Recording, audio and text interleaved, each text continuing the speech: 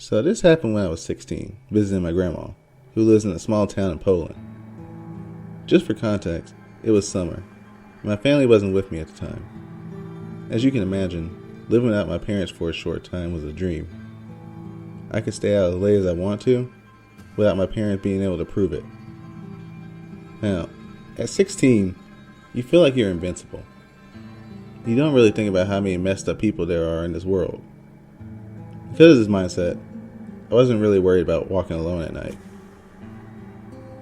The day on which the story takes place was very hot. I remember shopping and hanging out with my parents until 8 p.m. when it started to rain. Instead of walking home quickly, I decided to visit my aunt's house, hang out with my cousin for a bit, and then walked home when the rain stopped. Well, I lost track of time and ended up leaving her house around 10 p.m. At this point, the rain had mostly stopped, and this being my favorite type of weather, I declined my aunt's offer to drive me back, telling her I was getting a cab. I'm still surprised she believed this, but maybe she just didn't care. So I went on my way, called my grandma to tell her I'd be home in 30 minutes, but not telling her I was walking alone.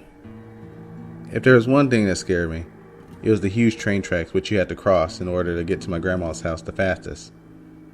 So I decided to take the longer way around, through some sort of nature preserve. I'm not sure how to describe it.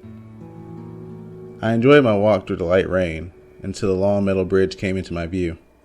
Just at the beginning, I saw a man. It was a small, quiet town, so it wasn't common for the people here to be out this late. But I wasn't scared immediately. I only saw his back, but he looked like every other guy you passed by on the street. He didn't seem to notice me, and I really didn't care. I got distracted by looking at the trees to my left, but when I came to the beginning of the bridge, the guy was nowhere to be seen. I suddenly stopped dead in my tracks and got an ominous feeling. This man couldn't have been already out of my view. It would have been impossible for him to move that fast. He would have had to run, and I definitely would have heard him running on this metal bridge. At the end of the bridge, there was a small path that led under it, which was hidden by some thick bushes. I got even more scared by the thought that he was hiding there, waiting for me. I slowly started to walk backwards, not taking my eye off the bushes. I hid behind a tree and decided to wait a few minutes to see if he was waiting there. After about 10 minutes, my biggest fear came true. Suddenly, the man emerged from the bushes, looking in my direction. He was holding something big and shiny. I could make out in the dark that it was a knife. My mind started racing with 1,000 questions. How did he see me? Why didn't I see the knife before? Where was he hiding it? He suddenly started to run in my direction. So fast. He ran straight past me, hiding behind this tree, and I was so relieved.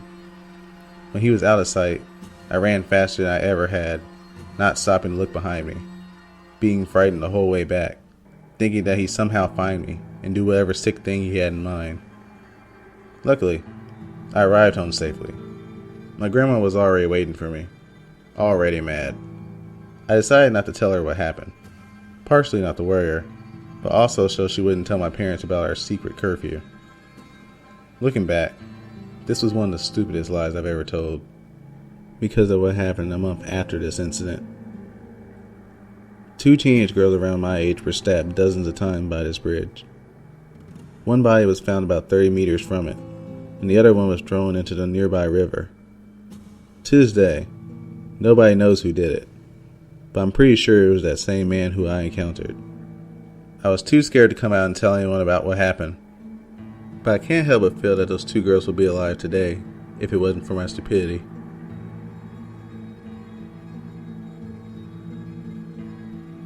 So this happened to me a few months ago, around the end of summer break or the beginning of the school year. So I had this friend named Kelly, and at the time, Kelly was hanging out with a bunch of kids I had never met before from the other side of town. There were 4 of them, 3 guys and 1 girl. They were kind of rough, skipped school a lot, and were into pills and booze. Initially, I thought they were okay, but it got me into some very crazy situations.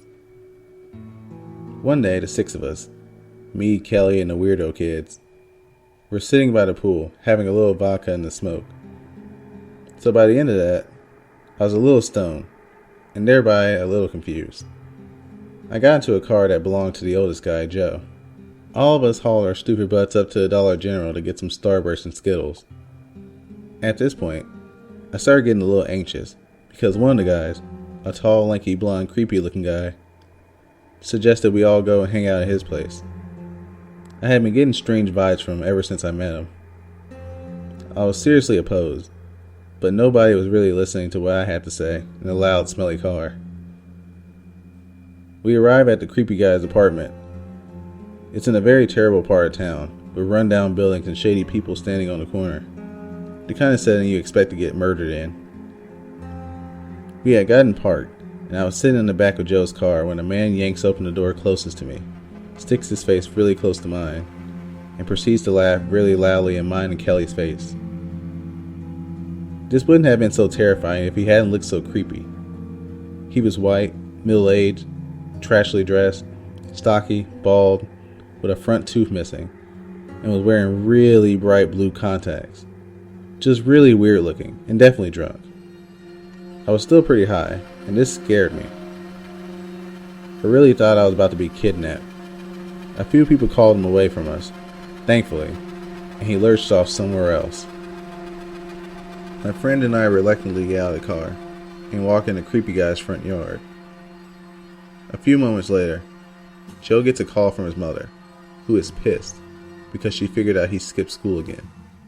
So he peels rubber out of that place, leaving Kelly and I stranded in this hellhole. Thanks, Joe. I don't want to go inside, but somehow I was ushered in anyway. The inside of this apartment was as trashy as the neighborhood it was in. The creepy guy's father explained that he doesn't want us girls to be staying outside in his neighborhood because he doesn't want us to get shot. Lovely.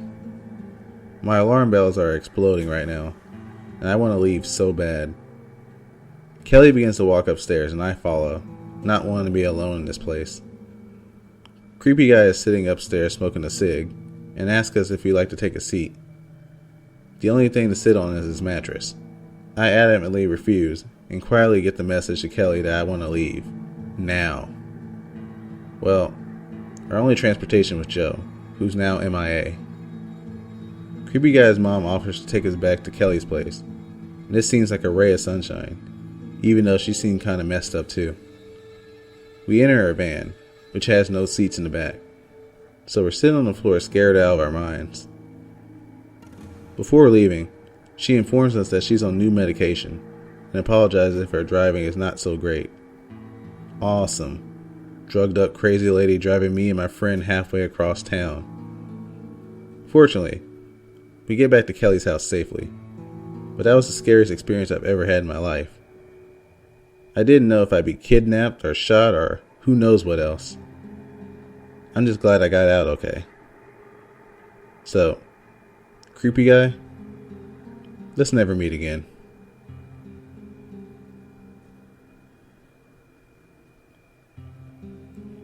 This story happened to me a few years ago when I was 19 years old. I used to live in the suburbs, and in order to get to school, I had to walk along the main boulevard, which was mostly a commercial area. One morning, around 9 o'clock, I was almost at the bus stop when a guy came out of nowhere and asked me something. I was listening to some music, so, thinking that he was asking me for directions, I took off my headphones and asked him to repeat it. He told me that he was a soap representative and asked me if he could take a look at my hands. Now, this guy did not look like a professional representative at all. My gut feeling was already sensing something was wrong. He was an overweight middle-aged man with dirty blonde hair, and he was wearing a blue t-shirt with stains. I was standing there, puzzled by the question, and he just asked me again to see my hands. I raised them slowly, and he grabbed them and started to examine them. That's when I saw all the blisters on his hands. There were dozens of cuts with some yellow dry body fluid.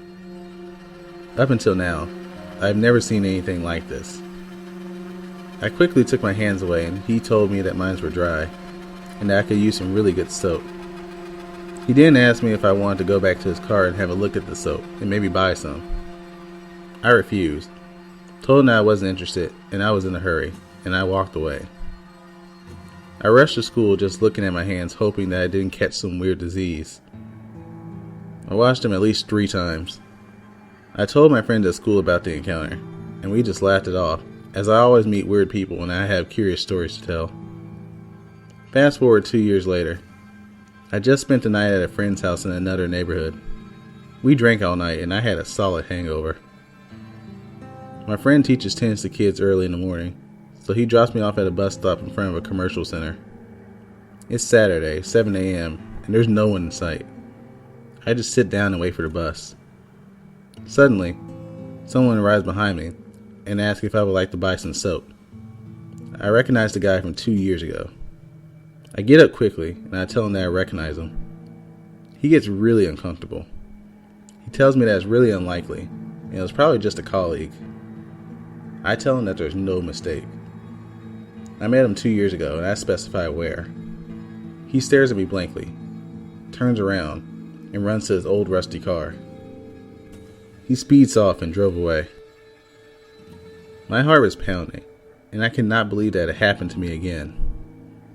Eventually, the bus arrived, and I returned home. 10 years later, I still regret not running after him and getting his car plate. I don't know what he would have done if I had gone with him. Maybe he just had some weird hand fetish, but he sure looked incredibly suspicious. And those hand blisters still haunt me to this day. Let's not meet again.